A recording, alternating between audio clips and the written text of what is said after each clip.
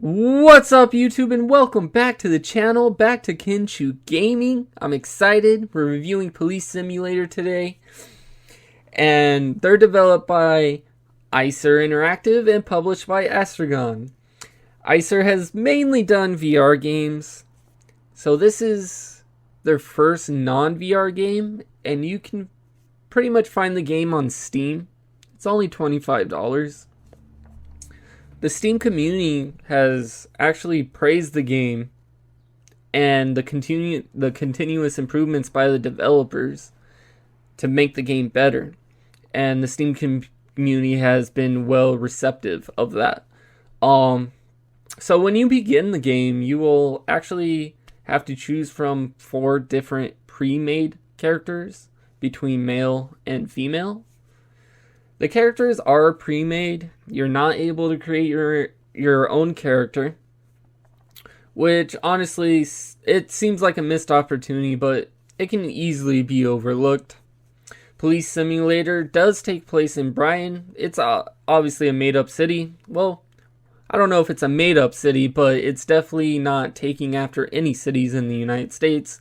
But this game does take place in Bryan in the United States. The city has 3 map zones. You are able to go and unlock the different zones by leveling up. The zones have 5 different wards. I mean, it's not overwhelmingly huge, but the 5 different wards in each zone makes up for the mass of the map. There's a lot of different objectives when playing Police Simulator, such as find the wanted person. There's car accidents that you have to go and check on and make reports on. There are robberies. There are giving different type of traffic tickets. There's different type of pursuits that goes on. All of these different objectives you will need certain tools for in the correct situation. If someone is running away from you, you should probably use your tase gun before you actually pull out a handgun, or else you could get docked for it. Don't worry, my trigger happy friends.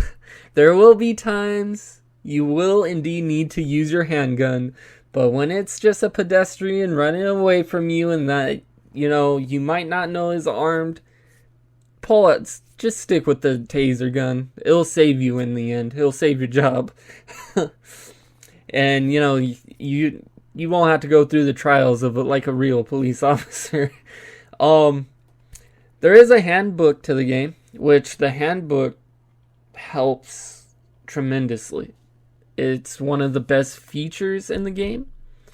You're going to go through a lot of the handbook just because of the fact, if you don't know your laws, like me, for instance, you'll get docked for it. So it will help you along the way. The handbook will point out different stops that you are legally allowed to do. And I will emphasize this again, legally allowed to do. And it also points out examples that you shouldn't do, which is great because my first playthrough I was getting minus points like crazy, and we'll get into that right now. This can be your best friend at times. There is a feature called CP, which is conduct points, and conduct points are very important when it comes to your leveling up. CP is pretty much good behavior, or following the law and implementing the law well.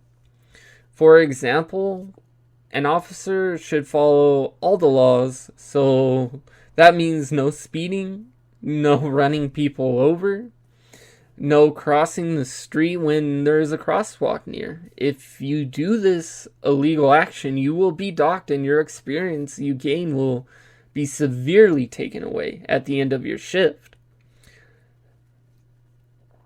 And then, speaking of leveling up, the way the Police Simulator calculates experience is by SP, which is shift points. And you'll end your shift points by returning back to your desk, and it will tell you end shift when your shift is over. Shift points determines on how well and how legal you go through an investigation. So if you see a parked car and it's on the curb, or a parking meter has expired, and you give that citizen, pretty much the ticket of their life, in this game anyways, then you will be rewarded with SP. In some certain situations, I have even seen SP and CP given for letting citizens go with a verbal warning. The CP and SP factor both balance itself out pretty well, but all in all, it's pretty simple. Enforce the law and follow the law, and you'll be rewarded handsomely. Leveling up will get you rewards such as different tools to use different, zones and cars as well. You'll unlock different zones, you'll unlock different cars, and you'll get different tools. It will also get you more and dangerous objectives. Dispatch will call out when on patrol, which leads to bigger experience gains if it's done right. Police Simulator does have its moments of dullness though. You often, and I mean, guys, I can't stress this enough. I don't know how many times I have done the same objective over and over through maybe just 2 hours of a sit-down play. You often find yourself playing the same type of dispatch objectives over and over. It's mainly car accidents and finding the wanted person. And in the beginning of the game, when you first start out, it's going to be parking tickets, patrolling on foot, and a radar gun, using the radar gun on the street and clocking people's speed on how fast they go.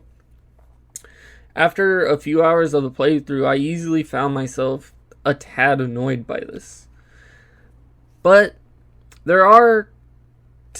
it kind of makes up for it. There are different random moments in the game that will happen, such as a citizen could be littering on the side of the street and he does it right in front of you.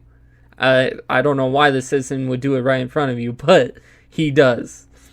There's also selling of drugs. You can see someone in a back alley literally selling drugs, or you can literally see it on the public street or sidewalk.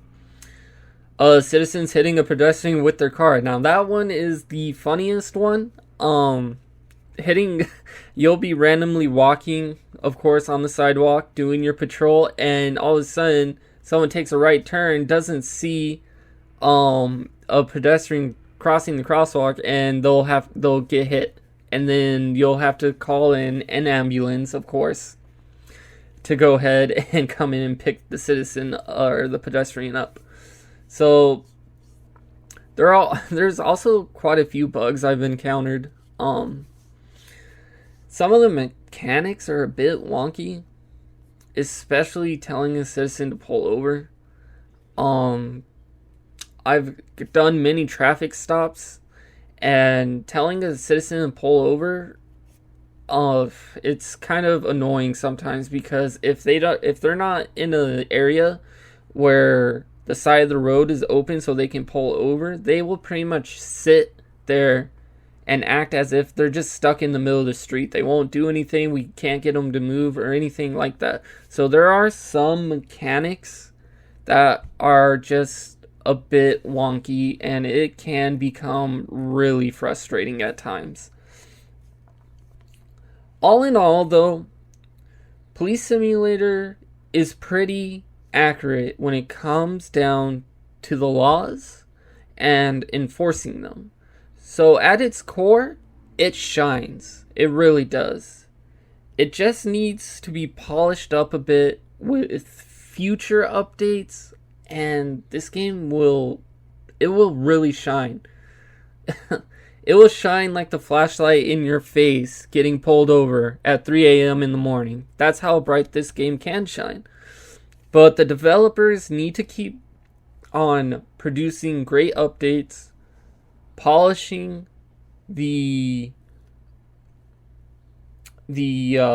just polishing the game entirely in terms of the mechanics, the glitches that sometimes do happen. The frame rates do drop a little bit when going through the menus of choosing tools, choosing, interactions with the investigation with the citizen.